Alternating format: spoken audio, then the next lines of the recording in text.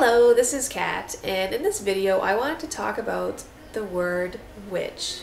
And I was very much inspired to make this video by Midnight Wiccan 18. He did an awesome video on that just recently, so I'm going to put a link to his original video in the description box for this one. And what he was talking about in his video, which was excellent by the way, was a few things, but one of the things that he really gave his perspective on is how the word witch itself is a very powerful word. And I think power is actually one of the words that I think of when I hear the word witch. Now for me, power is a positive word, it's not a negative word, so I know some people wouldn't want to associate power and witch together. Maybe you could say empowerment, if that's better for you.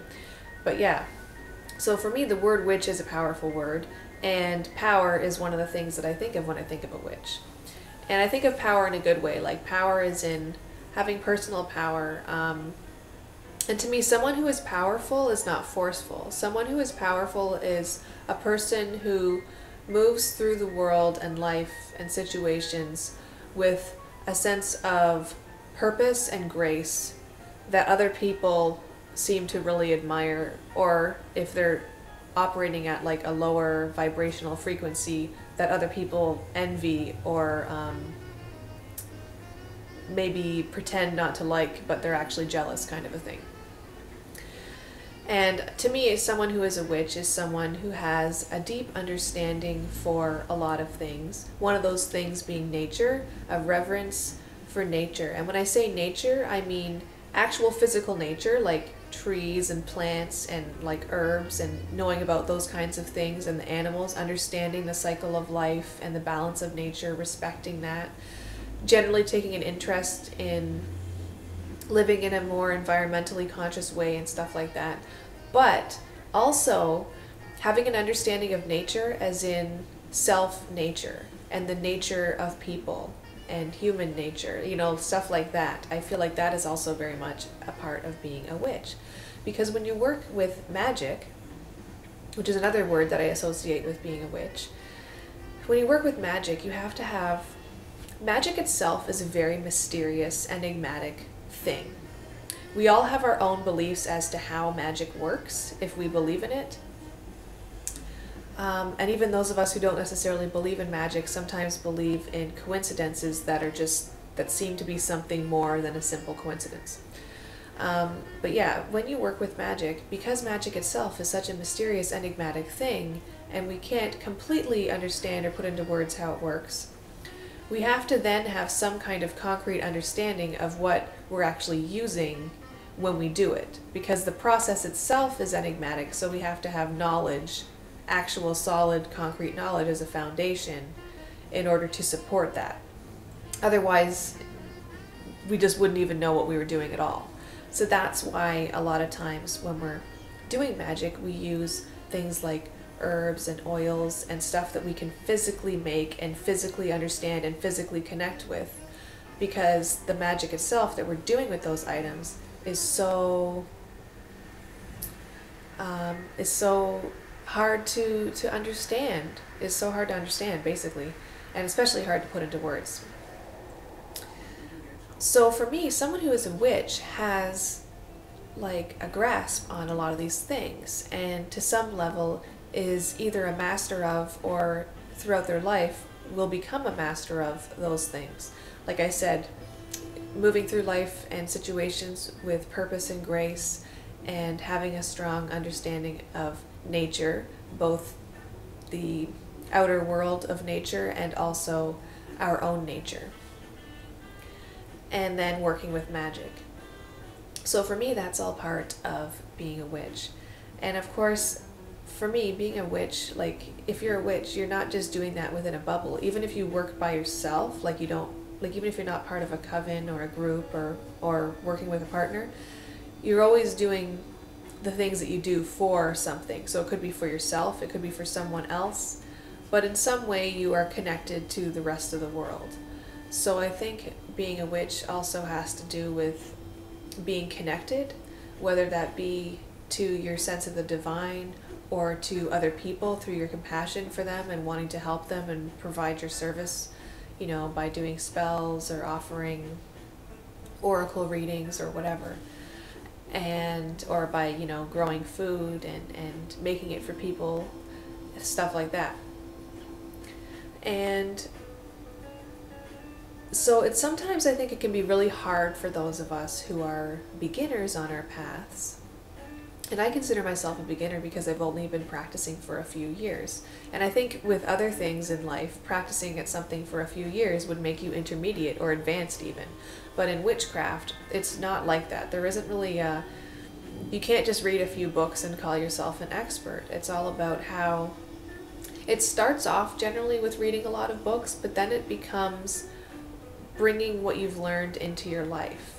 And it can take a very short amount of time or a long amount of time for those two things to come together and really mesh.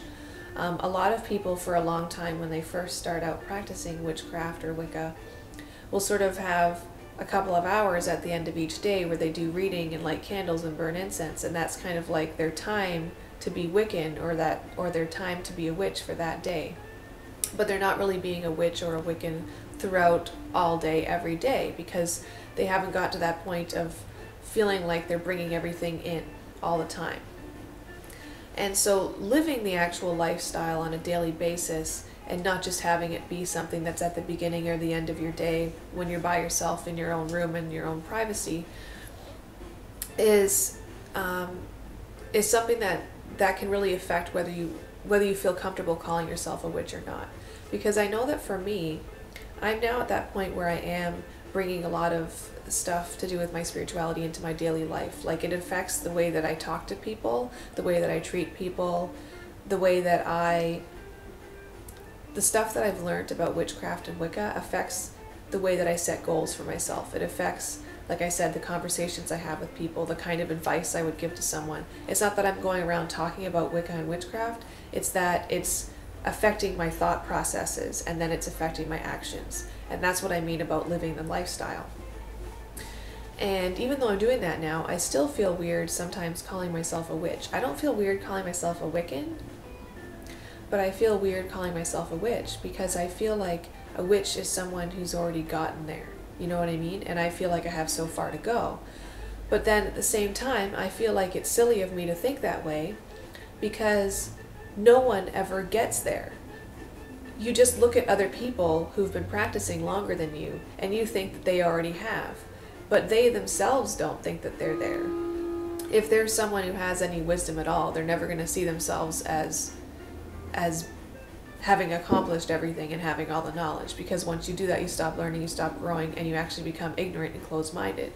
So I think it's a big word to put on, you know, and it can kind of feel like, you know, when you're a little kid and you dress up in your dad or your mom's coat and you put on their big heavy overcoat and you put on their shoes, and the shoes are like so big you couldn't even walk in them. Like, I think sometimes wearing the word witch as a label, and especially using it when you describe yourself to other people, is very like tall order. It's a very tall order, and it can feel, like I said, even though it's the right word, it doesn't always feel right because we have such reverence for this idea of what we think a witch is that it's hard for us to actually see that as being something that fits us. And I think it's a really sweet thing if you feel like that, because it means that you're not stuck up.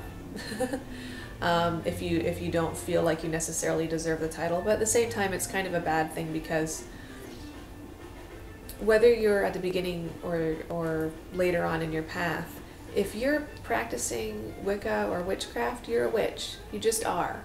And you don't have to apply that label to yourself, but that is what you are. And you should never feel like you don't deserve that title. So one of the things that I'm going to work on in 2013 is allowing myself to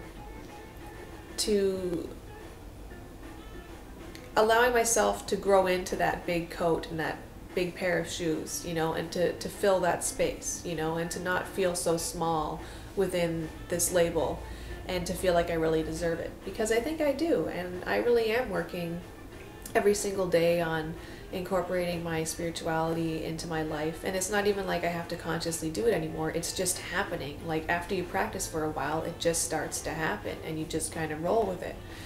And I think that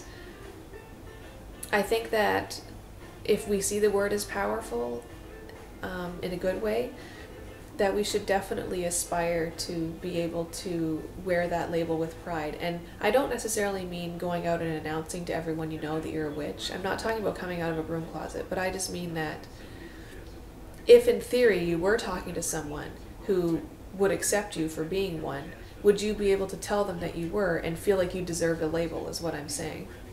And I really hope that people can get to the point where they feel that.